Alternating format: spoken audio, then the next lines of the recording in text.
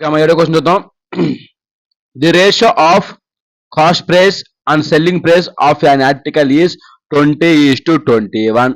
దీని gain percentage on it is అంటే ఏంటంటమ్మా, ఇక్కడ కాస్ట్ ప్రైస్ కి సెల్లింగ్ ప్రైస్ కి రేషియో ఇచ్చాడు. అంటే ఏం చెప్పాడంటే ఫస్ట్ కాస్ట్ ప్రైస్ అనేది 20 parts ఉంటే దాని యొక్క సెల్లింగ్ ప్రైస్ అనేది 21 ఉందన్నమాట. అంటే ఇది కాస్ట్ ప్రైస్ అవుతుంది, ఇదేమో సెల్లింగ్ ప్రైస్ అవుతుంది.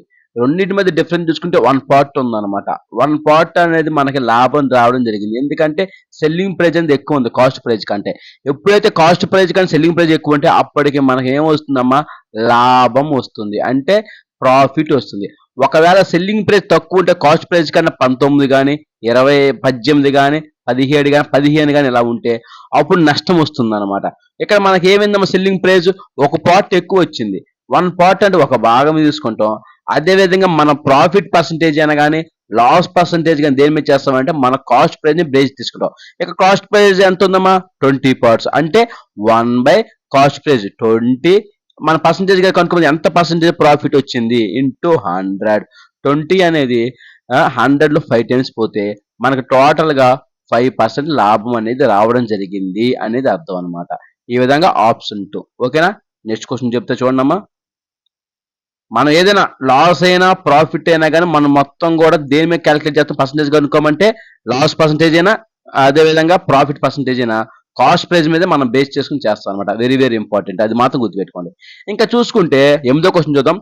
By selling 2 articles for 800 rupees, A person gains the cost price of 3 articles, the profit percentage is అంటే ఏంటంటే 2 articles అమ్మాడమ్మా.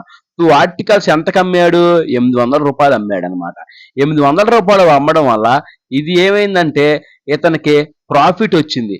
ఎంత ప్రాఫిట్ వచ్చింది, 3 articles 3 articles 3 వస్తువులు ఎంతైతే కాస్ట్ పడుతుందో అంత ప్రాఫిట్ వచ్చింది. అర్థమైందా. 2 అమ్మడం వల్ల 3 వస్తువులు ఎంతైతే ఉందో అంత లాభం వచ్చింది అనమాట.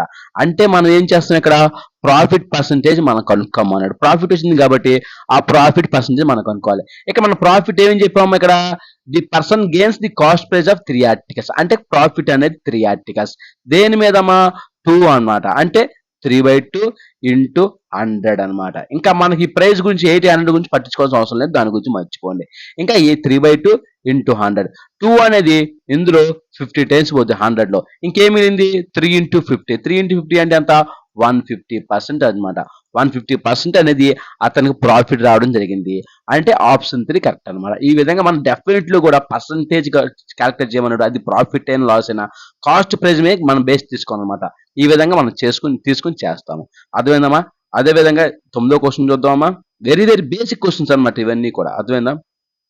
ఇంకా 9వ క్వశ్చన్ చూద్దామా. 9వ క్వశ్చన్ చూసుకుంటేనమ్మా, a person buys 8 kg of rice, 8 kg rice ను ఒక వస్తువు అంటే ఏం చేశాడంటే 8 kg రైస్ ని అతను కొన్నాడమ్మా, బియ్యాన్ని కొన్నాడు. అతను ఏం చేశాడు, and cells it profit of as much money as he paid for 30 kg. 30 kgలు ఎంతైతే పెడుతున్నాడో అంత ప్రాఫిట్ వచ్చింది. అర్థమైందమ్మా. వెరీ వెరీ బేసిక్ అమ్మా. ఇప్పుడు 80 kgలు ఉందమ్మా. కేజీ అనేది 50 రూపాయలు అనుకున్నాం. 80 అనేది అంటే ఎంత అవుతుంది, అప్పుడు 80 kgలు కొన్నాడు కదా. ఫర్ ఎగ్జాంపుల్ 50 kgలు అనుకున్నాం. కేజీ వచ్చేసి 50 రూపాయలు అనుకుందాం. అంటే మొత్తం మీద ఎంత అవుతుందమ్మా, కాస్ట్ ప్రైస్ వచ్చేసి ఇతనికి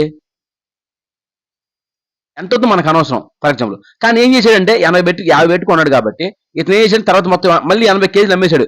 కానీ ప్రాఫిట్ వచ్చింది. ఎంత ప్రాఫిట్ వచ్చింది, 30 kgలు ఎంత పెట్టుకుంటున్నాడో అంత. అంటే కేజీ మనం ఎంత చెప్పాం, 50 చెప్పాం.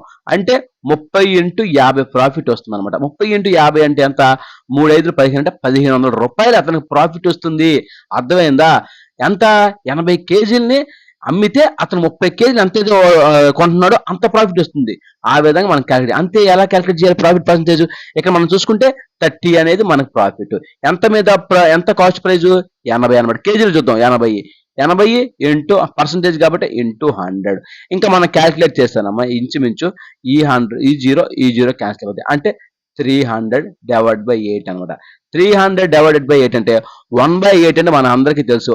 1/8 అంటే ఎంత తెలుసమ్మా, 12.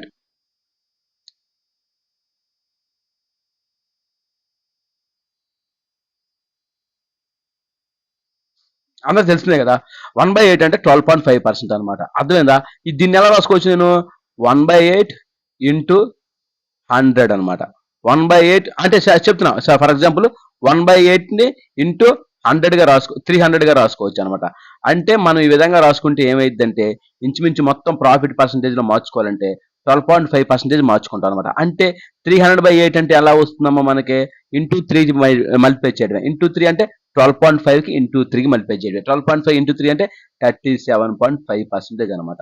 37.5% కాబట్టి ఇంచుమించు ఆప్షన్ 3 కరెక్ట్ అనమాట. Very very important. నేను ఆల్రెడీ కూడా ఫ్రాక్షన్ వాల్యూస్ కొన్ని నేర్చుకోమన్నానమ్మా, అవన్నీ నేర్చుకోవాలి. 1/5 అంటే 20 అని, 2/5 అంటే 40% అని, లేదా 1/6 అంటే 16.66% అని, ఈ విధంగా 5/6 అంటే 83.33% అని, ఇవన్నీ కూడా మనం పర్సంటేజ్లు నేర్పాం అనమాట. పర్సంటేజ్లు ఆ చాప్టర్ లో మనం ఎలా చేయాలో మొత్తం నేర్పాం. అది నేర్చుకుంటే ఓకే. 1/11 అంటే 9.09% అని, అదే విధంగా 2/7 అంటే మనం ఏం చెప్పుకున్నామా, 28.5714 అని.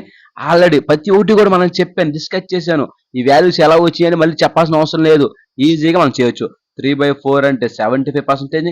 ఈ విధంగా ఒకవేళ 75% అయితే 3/4 అని, 83.33 అయితే మనం 5/6 అని. ఈ విధంగా ప్రతి ఒక్కటి కూడా మనం నేర్చుకోవాలి. అంటే పర్సంటేజ్ టాపిక్ ని డెఫినెట్ నేర్చుకుంటే మనకి ప్రాఫిట్ అండ్ లాస్ లో కూడా ఉపయోగపడుతుంది. ప్రాఫిట్ అండ్ లాస్ లో కాదు, కాంపిటెంట్ రేషియోలో ఉపయోగపడుతుంది. అదేవిధంగా శాలరీ సమ్స్ చేస్తున్న కొన్ని చోట్ల అక్కడ ఉపయోగపడుతుంది. ప్రతి దాంట్లో కూడా ఉపయోగం. అందుకే పర్సంటేజ్ అండ్ టాపిక్ అనేది వెరీ వెరీ ఇంపార్టెంట్. అందుకే పర్సంటేజ్ టాపిక్ ని మనం ప్రతిదీ నేర్చుకోవాలి. అదేందా, పర్సంటేజ్ ని ఫ్రాక్షన్ ఎలా మార్చుకోవాలి, లేదా ఫ్రాక్షన్ నుంచి పర్సంటేజ్ ఎలా మార్చుకోవాలి, ప్రతిదీ కూడా ఎక్స్ప్లెయిన్ చేసి అక్కడ కావాలంటే పాత వీడియోలు మీరు చూసుకోవచ్చు. ఓకేనా? ఇది ఈ రోజు ఉన్న క్లాస్ అని. నెక్స్ట్ క్లాస్ లో మరి కొన్ని ఇంపార్టెంట్ మోడల్స్ మీ ముందుకు వస్తాం. అప్పుడు stay tune to my channel. Okay అండి, బాయ్.